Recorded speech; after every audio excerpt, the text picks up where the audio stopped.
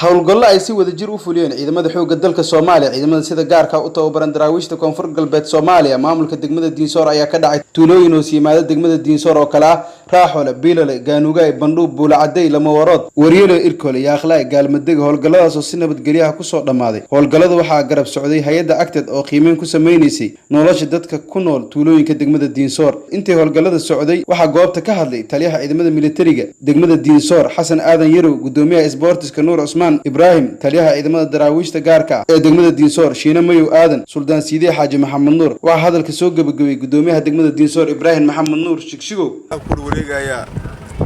waqtiga soo gabagabay waqti meesha gabagabaya dadka nabad waqti ma jiraan meelay joogaan la meelay joogaan hada lama hayo waa nabad hadda waa kana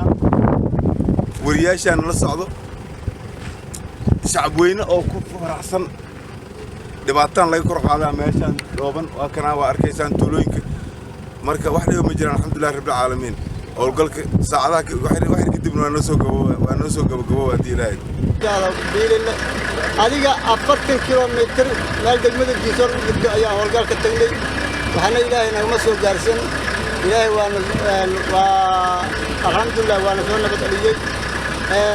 waxaan rabnaa in si laba jibaarno haddii ilaahay raali ka noqdo annaga iyo maartay waxaan kala harsanahay ma walaaba maartay ciidanka maartay farxad iyo maartay ilaahay dhan anaga haysanaabo wax baash meesha aad ma naqaan durki ilaahay kala aadabo ilaahay aba waqtigeeda waa dhamaatay waqtigeeda dhamaaday haddii ilaahay raali ka noqdo hadda kadibna waxaan rabnaa in aan maartay ilaahay ka aadnaba koonfur degmada Diinsoor geek howlgal meeynin ka diray mas'uuliyiinta macal gudoomiyahan macal ciidamadana meeg howlgalka banayde gurbaan meelaha oo 40 kilomitir range nimankii oo gaaladaha in horta ama bar hore wallahi billahi ma dhaarsanayo waan dhaarsanay waxa arag oo geeka ka wadi qodobada ya meelahay geek hadda meelis aragasan may barogne magaalada ee ku baxtaasha wili reed ee gaastay ku roog insha Allah taala si howlgal ciidamada militariga ciidamada koonfur galbeed howlgallo u soo aaday tuulada la yiraahdo raaxole biilile kurmaan buulacday haddana ku sii socno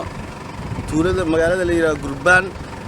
maadaama aniga gudoomiyaha sportiska aan ahay waxaan u soo aaday halkaan dhalinyarta sportiska halkaan joogto inaan bogaadiyo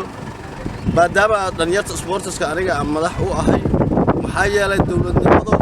ayada dadka u baahan ayada dad uma baahno waxa waaye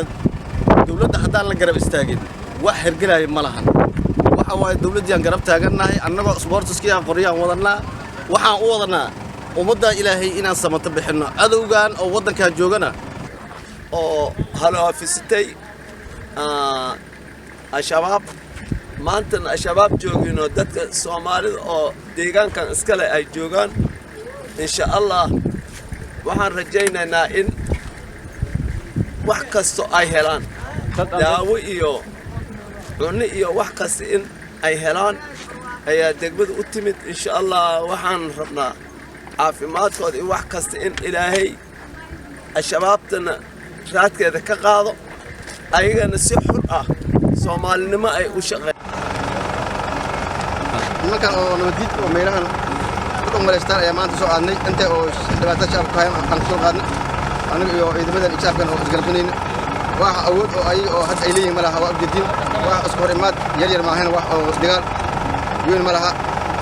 duurka galan duurka ay meesha galan waa ugu daba tagayna ka maharina dhibaato shacabka hayaan waqti qaadayna insha Allah maalmahan